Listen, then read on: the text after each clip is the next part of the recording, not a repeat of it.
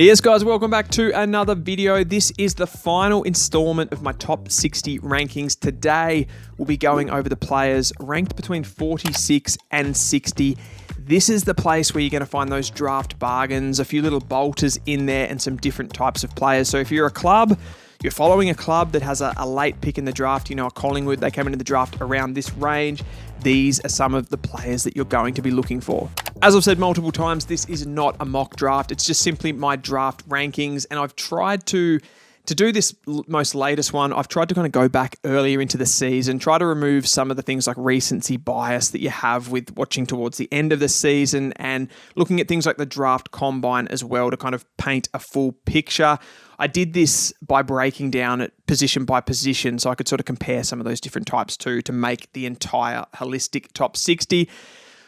That's enough rambling from me. We'll get stuck straight into the video and start with number 46, who I actually covered in the previous video because he kind of fitted the positional slide that I was doing at the back end towards 45. So it is Gabriel Stumpf on a solo slide here. He's a real bolter in the 2024 draft, mainly due to an exceptional draft combine. His play has really been a second tall forward for most of the season for the Knights behind Thomas Sims, and then for Vic Metro behind Harry Armstrong and Thomas Sims in that lineup as well. So he's never really shown himself to be the number one guy, but clubs are going to be looking at him for his athletic profile and what he can do from that point of view. He has exceptional speed. A 2.85 20-meter sprint is absolutely rapid for a key position player. He's got exceptional agility for a player pushing 200 centimeters. And what clubs have to work with, even though perhaps on the field form he hasn't shown to the top level, clubs will be banking on the fact that they can turn this guy into an absolute gem using those qualities that he has athletically. So I really like him here at 46, and I think this will be a nice range around this time for a team like Collingwood who might be chasing a key forward. Then we have a group of defenders coming in next, headed here by Clancy Dennis. I've put all these players on the same slide to sort of talk about the different qualities and why I would place one of these guys above the next one.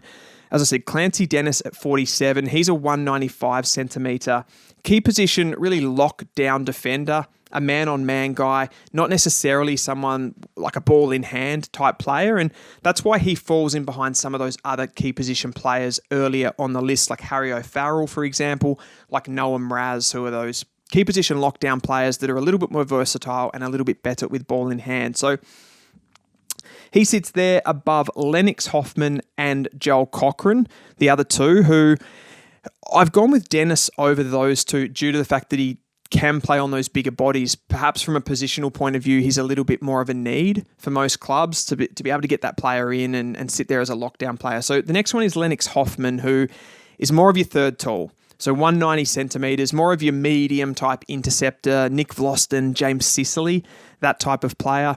Even someone to some extent like a Tom Barrass, although he's a little bit more undersized. And he's a little bit more of a runner out of defence. So think of players like Angus Clark, like Toby Travalia. He's like a hybrid between those players on the running side, but then he's a little bit more of a marking type as well, being 190 centimetres. So he comes in behind Dennis as that third tall type, but in front of Joel Cochran for his football IQ and his ability to read the game. I think Cochran's more of a raw athlete, but he has that extra bit of size too. So he's 194 centimetres. His 2K time trial was exceptional. His speed is exceptional, tearing out of the back half, and so is his agility and his vertical jumping. So he's got the ability to put it all together from a football sense, but I think he's a little bit behind the other two right now on the field. I will mention there too that Hoffman is tied to St Kilda as an NGA, so they'll be able to match a bid on him around this mark, as will the Sydney Swans with Joel Cochran, who is a part of their academy. So a couple of really exceptional players there that those two clubs can get their hands on. We'll go to the next player, who is a standalone slide. He's one of the only rucks in this draft, and he's more of your old school ruck. We've got Alex Dodson further up the list, who's just an athletic freak, an ex-basketballer who could have chosen between both of those sports. Dodson's a ruckman that's going to be able to really help you on the transition as well, where Logan Smith's more of your tap guy, a physical presence, a big body in that midfield. So he's 204 centimetres. As I said, really hard to rank in this draft, so I've sort of plonked him there.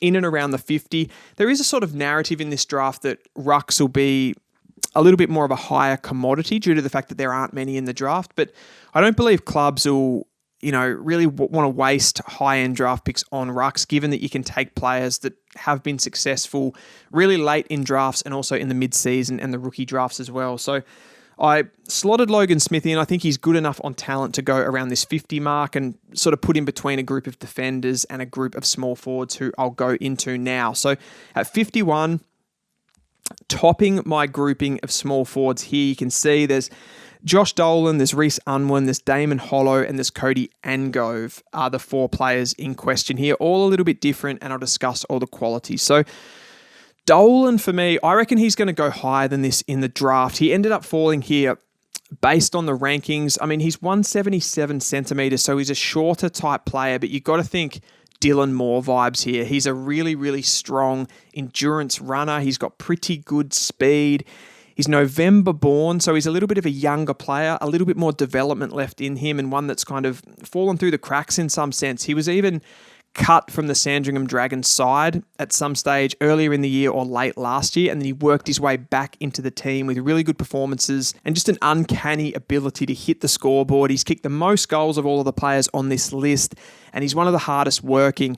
Now, at that height, you're probably not going to have too much of a flexibility to be able to go through the midfield. Generally, you want to be 180 centimetres at least in that role, but as that player that you can just plug in to fill a role, he'll do defensive duties as a high half forward. He'll come up to stoppage and help out a little bit, help with ball movement. And then the fact that you can play him a little bit deeper as well, and he's so dangerous around the goals, I just think this would be an absolute steal for him around the 50s. I expect he'll probably go a little bit higher than that, though. Then you've got Reece Unwin, and I found these 2 players really difficult to split. I think Reece Unwin's more on the side of a midfielder. He's 2 centimetres taller at 179. Again, at that height, I don't think he's really going to be able to play as a midfielder at AFL level. He's a little bit better around stoppages than Dolan. He's a little bit more creative, I would say, at facilitating, but he's not as clinical in front of goals. And ultimately, if you're going to play that small forward, that high half forward role, if you're more dangerous around goals, that is what's pushing Dolan up for me here.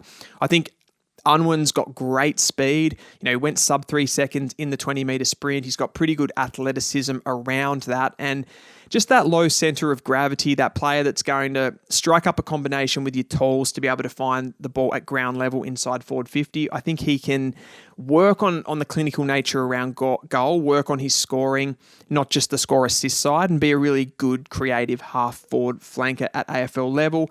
Then we go to Damon Hollow, who is the most midfield type out of this list. He's played predominantly midfield for the Calder Cannons.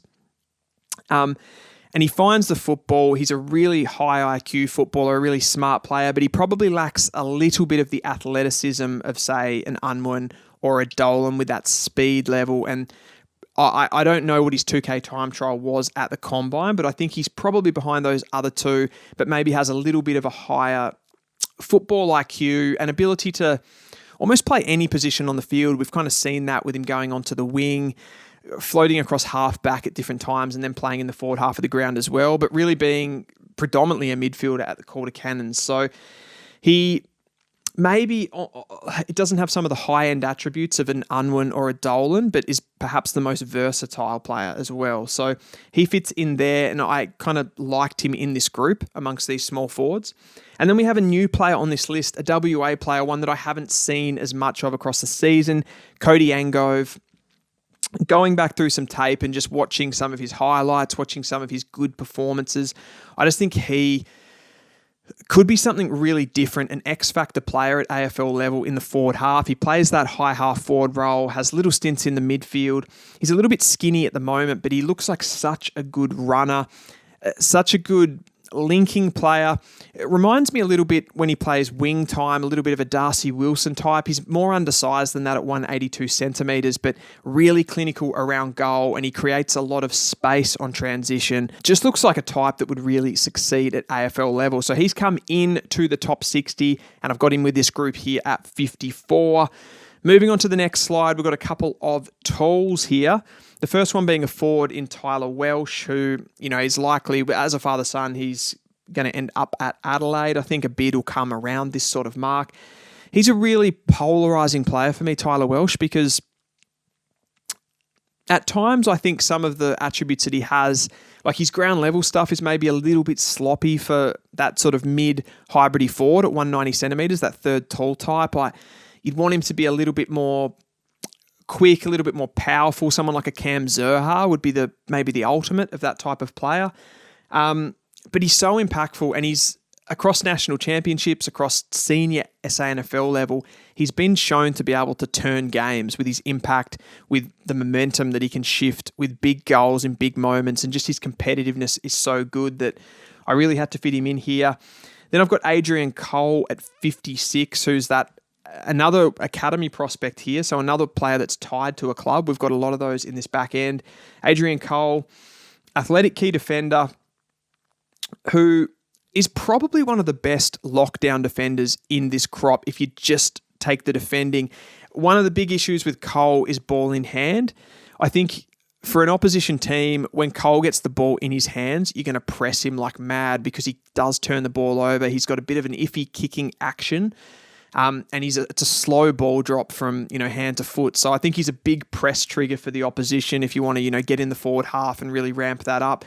That's a problem for him. But if he can sort of work on that area of his game, work on the kicking and get something to work in a makeshift kind of way with his kicking, I think he's going to be a really, really good prospect. And I have no doubt that the Saints will match a bid on him or pick him up with one of their later picks. Next slide here, I've got a group of physical type midfielders that all have maybe some just little point of difference across their game. So the first one is Nathaniel Salzberger, who's the tallest of these players, and that's one of the reasons that he sits above the other. He's an unbelievable endurance athlete. He's able to cover the ground really well. You can use him on transition, and he's great overhead as well, which is shown in the forward half of the ground late for the Sandringham Dragons. You've also got that extra bit of reach at 187 centimetres, so he can take the ball first from the stoppages. I don't think he's a player that has the power to be able to come out the front of the stoppage or the strength to be able to come out the front, so you're a little bit limited there, and that's ultimately why he ends up slipping to the late 50s here for me. But the versatility to be able to go forward, use the extra bit of height that he has, and the running ability, I think he can be a player at AFL level. Then I've got Luke Urquhart, who has a lot of physical traits. I don't think he's as good a kick as someone like a Salzberger, and that's the biggest knock I have on Urquhart, just the ball use. But he's a great ball winner. He's someone that can accumulate the football. His running power, his top-end speed are really good. I think he was one of those rare players that hit the sub-3 second 20-metre sprint and 6:30 2K time trial. So excellent athleticism there for Urquhart, and someone that can mark the footy around the ground too. So that big-ish body mid. He's only 183 in height, but he's a very solidly built guy, very strong. He can use those qualities. Just the ball use is what knocks him down below someone like a Salzberger. And then you've got Luca Grego, who doesn't have the physical traits of either Urquhart or Nathaniel Salzberger, but maybe a little bit higher on the footy IQ end and maybe a little bit more versatile. Someone that you can slot in across half back and he uses the ball well. He can lock down on opposition players. I think he can do that too in the midfield, be a little bit of a tagger, a little bit of a defensive run with type mid that every team is looking to get at the moment. Willem Drew types, Rowbottom types. He could be that type of player too. Which leaves us to number 60. A standalone slide here is Jaden Newen. I just had to fit him in. He came in a little bit higher on my previous list. And just the way that I've worked things out and putting players up against each other, he falls a couple of places. He's 177, which generally speaking is a little bit on the undersized, but he's got great pace. He's got a good 2K time trial. He showed us for Calder that he can play through the midfield, find the footy, use that explosive burst of pace to hurt opposition teams, come out the front, hit up targets inside forward 50. I think he's a really good ball user. At times under pressure, he can make mistakes, but his kicking action's really nice as well.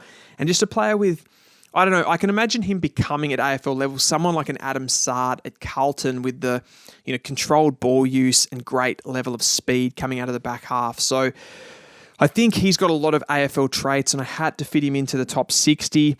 The only player on this list that has fallen out from before is Malachi Champion, who I still think will get drafted, and I think he has some great traits. With the deepness and the lack of touches that he has, the way that he plays so deep in the forward half of the ground, maybe a lack of endurance for Malachi Champion, knocked him down a little bit. So of the players that missed out here, he is the next one. You've got Sam Toner, you've got Will Hayes, Josh Murphy, Zach Johnson, Blake Leidler, Phoenix Hargrave, Lucas Camporeale, and Ned Bauman. They're all of the next guys that I really wanted to fit into this list, and I just couldn't quite do it. They're in that sort of next crop. They certainly could all be drafted, and there's even more names that could be drafted on top of that as well. That concludes my top 60 players. I'm going to have plenty more videos coming out in the next few weeks, sort of linking players to teams and, what they can do at AFL level, who's going to come in and make an impact, all of those sorts of things. I hope you enjoyed this series, and I'm looking forward to draft night. I'm looking forward to the future. Let me know what you think, guys, and I'll see you next time.